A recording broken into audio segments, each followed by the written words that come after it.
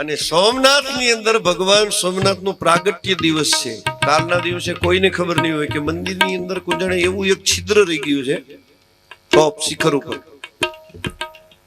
કે કાર્તિકી પૂર્ણિમાને બરોબર રાત્રિના 12 વાગે ચંદ્ર ઉપર હોય ને ત્યારે એનું કિરણ ભગવાન સોમનાથ મહાદેવના લિંગ ઉપર પડે છે. ચંદ્રનું કિરણ અને એનો અભિષેક થાય છે. ચંદ્રના કિરણનો અભિષેક. કારણ કે ચંદ્રને રોગ લાગુ પડી ગયો તો એના હાહરાએ એને શ્રાપ આપ્યો તો જાહળા તને ક્ષય થઈ જાય, એટલે ટીબી થઈ જાય. ચંદ્ર માંડ્યો ગળવા.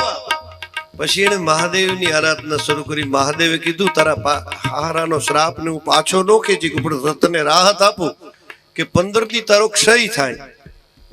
ક્ષય એટલે ઓછો થતો જાય, અને પછી મારા આશીર્વાદ 15 દી પછી તને કામ આવી છે કે બીજથી તારો વૃદ્ધિ થાય અને પૂર્ણિમા પાછો હોળે કળાય, તારો નાશ નહીં થવા દઉં. જા, આ મહાદેવનો આશીર્વાદ. અને પછી ભગવાન મહાદેવની એણે જે સ્થાપના કરી દરિયા કિનારે, તો મોહમ્મદ ગઝની લઈ ગયો.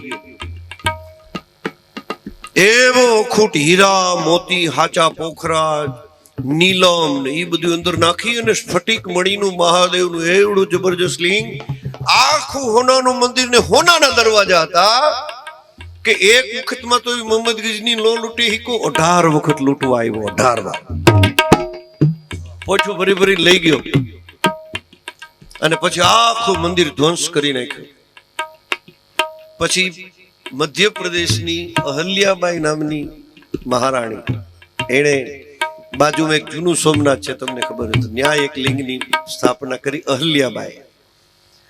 અને પછી આઈ કણે ભારત આઝાદ થયું અને આપણા પહેલા ગૃહમંત્રી સરદાર વલ્લભભાઈ પટેલ ઈ જયારે સોમનાથના દર્શન કરવા આવ્યા ત્યારે તો ત્યાં પશુ બધા ટટી પેશાબ કરતા હતા બધા. અને કે અહીંયા પેલા શું હતું તો કે ત્યાં તો એક એવું મહાદેવનું મંદિર હતું જેની બચાવવા માટેથી કેટલાય બ્રાહ્મણો ઢગલાબંધ જનોય વેતરાઈ ગઈ, બધા કપાઈ ગયા. મોહમ્મદ ગઝની કતલે આમ કરી હમીરસિંહજી ગોહિલ જેવા કામ આવી ગયા. કેટલાય એની ખાંભ્યું છે. તમે કહો આપણા દેશની શું સંસ્કૃતિ હતી મિત્રો. પછી સરદાર વલ્લભભાઈ પટેલની આંખમાંથી આવડાવ્યા અને દરિયાનું પાણી હાથમાં લઈને એને પ્રતિજ્ઞા કરી કે ભલે હું ભારતનો ગૃહ અને પહેલું ભારત આઝાદ થયું છે, હું પહેલું સોમનાથ મહાદેવનું જ્યાં સુધી નિર્માણ નહીં કરું ત્યાં સુધી પગમાં ચપ્પલ નહીં પહેરું. આ સરદાર વલ્લભભાઈ પટેલની પ્રતિજ્ઞા. અત્યારે જે મંદિર ઊભું છે ને એ સરદાર વલ્લભભાઈ પટેલની દેન છે. અને આમાંથી આ બધા જૂના સાધુડાઓને યાદ છે કે જ્યારે એની પ્રતિષ્ઠા થઈ ને ત્યારે સોમનાથ મહેલની અંદર આખું લિંગ લઈ આવ્યા હતા. એવડું જબરજસ્ત. આખા ભારતની જેટલી પવિત્ર નદીઓ એનું તીર્થ જળ મંગાવ્યું.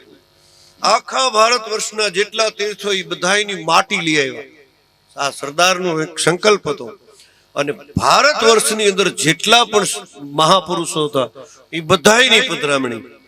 એની અંદર સત્ય સાંઈ બાબા પુટપર્તી વાળા બેંગ્લોરની બાજુમાં ઈ પણ આવેલા. વિચાર કરો કેવા સંતોને તેડાવ્યા ને એની બધાની વચ્ચે એને જે પ્રતિષ્ઠા મહોત્સવ ઉજવ્યો એ આજનું આ સોમનાથ. એટલે આ 33 કરોડ દેવતાથી માંડી દેવોનો દેવ પાછો મહાદેવ સોમનાથ સુધીની જાત્રા કરાવી. આપણે પણ ગિરનારમાં બેઠા હોય એવી અનુભૂતિ થાય. જો આ બાવલીઓ બધા બેઠા છે, જય ગિરનારીના નાદ લાગતા છે. ઉપર આકાશ નીચે ધરતી, પણ હજી સુધી કોઈને આટલી પરિક્રમા ગઈ કોઈને વીછીનો ડંખ કે કોઈને નાગ કે કોઈને દીપડો કે કોઈને સિંહ કે નકર એનું તો ઘર છે. આ ગિરનારીનો મોટો ચમત્કાર છે. અને કીડી તો ક્યાંય તમને માખીઓ ન જોવા મળે. બોલો ગમે એટલી ત્યાં ગંદકી કરે ને તો પરિક્રમાની અંદર કીડીને માખી જોવા ન મળે. આ એક ગિરનારીનો એક કોજાને હું આશીર્વાદ છે.